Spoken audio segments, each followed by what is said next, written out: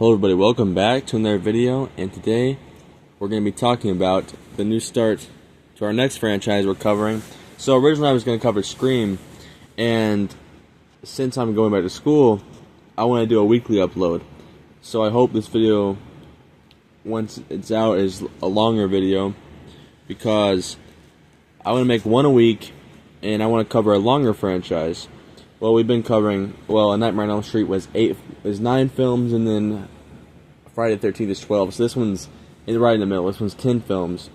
So we're covering Saw. Now, Saw is very different than our last two franchises.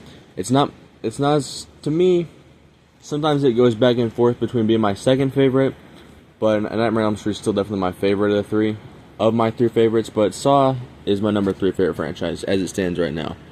And I've loved these films for a long time. I know they get the rep of being torture porn, basically, because it's really gory traps. But in this first film, in the first 6, really, it's not. Saw 7 is a little kind of mean-spirited. And when we get to that film, we'll talk about what I mean by that. But starting out with Saw. So Saw was basically a passion project. It was the debut film of James Wan, who, if you're in the horror genre, you know his name. He's made a lot of films after this one. Of course, he made Dead Silence, which is kind of an underrated film. Then he made Insidious, and then The Conjuring. Was it Malignant? He made that movie a couple years ago. He's made a bunch more films than that. He directed the action film Furious 7. And I think he also made Aquaman 2 for DC back in 2018. So, he's an established name by now, but he was a Australian film student. Him and his friend Leigh Whannell, who has also directed some films like Insidious Chapter 3, and of course Leigh Whannell plays Adam in this film. And let's talk about that in a minute, the acting, but we'll get there in a second. So Saw, there was a short film, I believe, before this film, and that short was basically what got the pitch to make this a full-length film. And so the film was released in October 2004, so it's coming up on its 21st anniversary. I believe somewhere this was inspired by either Leigh Whannell, they thought about brain cancer because he was having these terrible, migraines or something. And he had thought about it, and he thought about John, and I guess this would inspire John Kramer, sort of, and Jigsaw, which we'll find more about John Kramer as the sequels go on. At least the next one we get to see him, out in the light. Tobin Bell. Let's talk about Tobin Bell. So, Tobin Bell is essentially, basically, he is an icon to this franchise, an icon of horror. He's a great actor. He's kind of I wouldn't take it as far as, because there's more accomplices, so he's not on Robert Englund's level of being irreplaceable, but he's very irreplaceable. You couldn't recast John Kramer. So, what's okay about that is you could always have a new apprentice, or you could have a whole new character, Jigsaw, but you just couldn't have another John Kramer because Tobin Bell is great in the role, especially because he kind of has the complex where he thinks he's a good guy. He's they're the ones who made the choice. I gave them a chance at life in these traps, and they weren't strong enough, so they died to him. So he doesn't actually think he's killing people, which is just, he has this philosophy to him, which makes him different than a lot of other horror characters. So, I'm really excited to get into this film and this franchise. That was enough introduction. First, let's talk about the acting. Cary Ellis plays Lawrence Gordon, and he's actually the best actor in this film. I know he has to hide his English accent for some of it. Although I would say that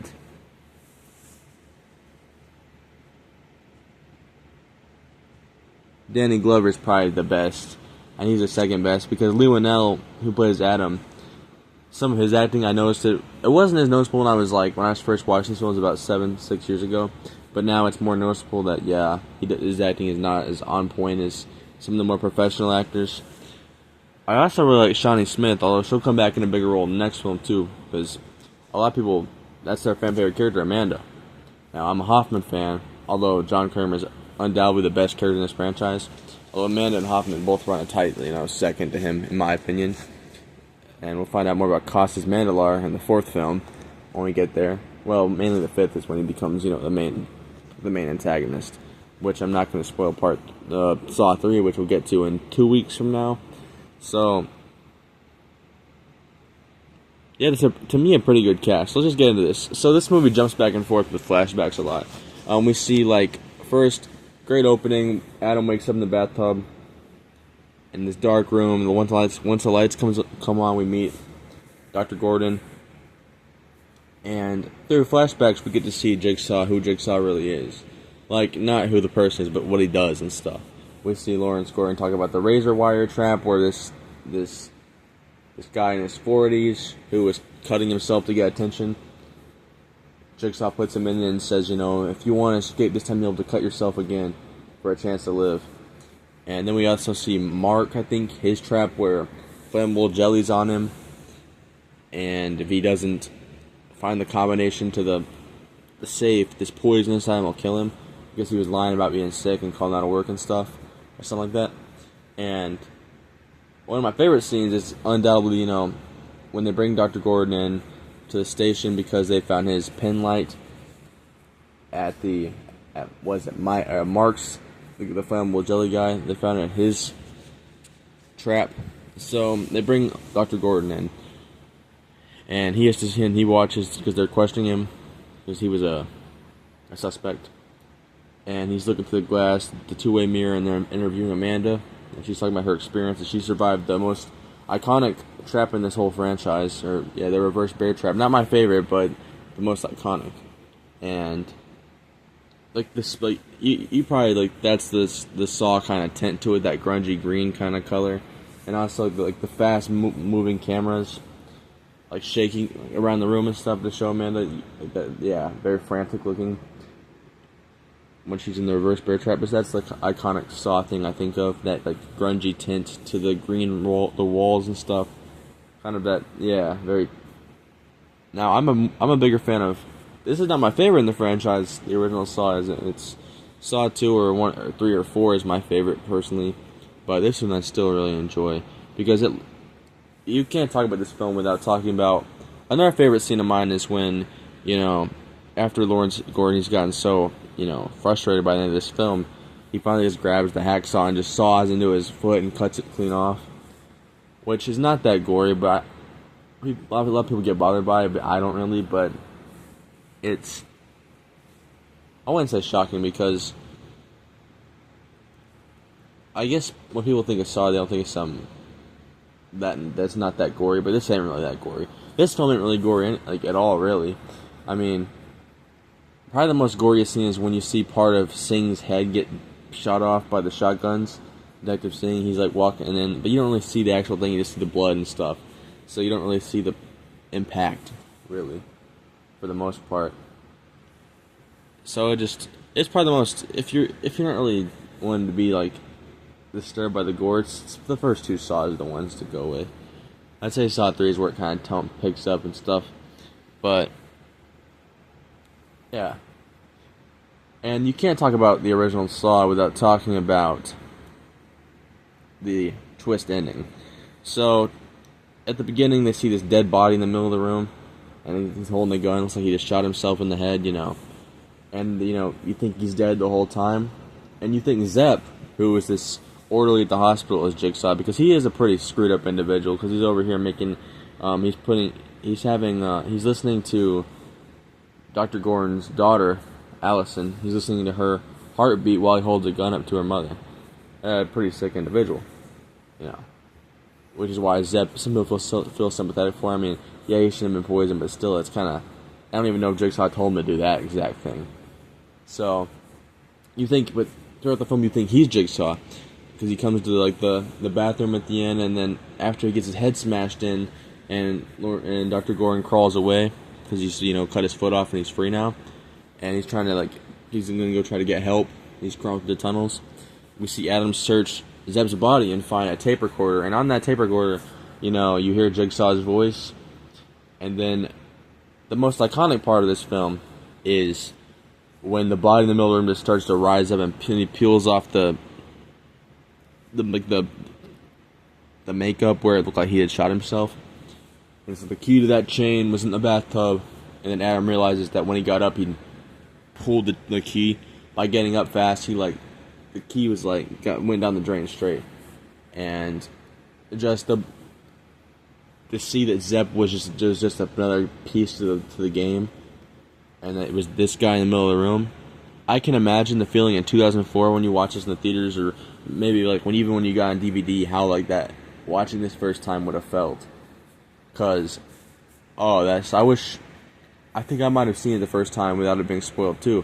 I've had a lot of stuff and a lot of them spoiled for me, but it was spoiled that time. Well, the spoiling was kind of my fault because I'd watch reviews of films for some reason, which is a very dumb thing to do if you want to go in blind to a film and not knowing anything prior to it. So, yeah. But with all that being said, I do think this original film is a little slower than the rest, and it's not the one I come back to the most. But I could sing his praises all day, because even though it's not my favorite in this franchise, it's still top 3. It launched a franchise that is my favorite. Out of this new millennium, is my favorite franchise to come out of it. And like I said, it runs a race with Friday the 13th to be my second favorite a lot of times. I don't think it's ever going to take over A Nightmare on Elm Street on my list of my favorites, but it's a great film to me. It is, and especially with the cheaper budget, and this being James Wan and Leigh Whannell's first film that launched their partnership, in cinema. It deserves the praises. So I'd give it a 4.9 out of 5, and a 9. We'll just say a 9.7 out of 10, because it's not perfect, but it's a great film, and I'd recommend it. I recently watched it on DVD because I own the DVD of Saw, a couple of the Saw movies, and which I own a lot of DVDs. But I think sometimes they'll put it up on video, where you don't gotta buy it. They might have them up on Halloween sometimes, and I know Tubi had them a couple years ago. So if you just see it around, hey, just go. If you want to buy it off Amazon, just check it out, because this really is, in my opinion, the peak of 2000s horror, and they just set the decade off into a new thing. I wouldn't say it was as big of an impact as Scream, but it was a very big impact. And every year on Halloween, it became a tradition to have a new Saw film. Every year until 2010, which means they went on a 6-year run of 7 films. And next episode, which will be next week, next Monday, we'll be reviewing Saw 2. And I personally enjoy Saw 2 more than this film, because you get more of Jigsaw, John Kramer, you get more of him, and more of Amanda. But there's also a twist ending to that film too, and I like Eric Matthews. I think he's really good. He's played by Donnie Wahlberg, so we will see in that episode what I rate that movie. But until then, I really appreciate you guys watching. It's a joy to start a new franchise, because this is our 3rd franchise we've covered in about 2 months. So I'm pleased to be able to. This one will be longer though. This will span a couple months, but I think this will be, by the time we finish this, it'll be October or something.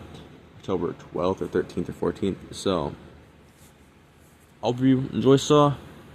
I'll also try to make some videos, maybe once every 2 weeks, another video of a different topic, which I'll reveal soon. But until the next one, Christ loves you, I love you. Stay blessed. Take care.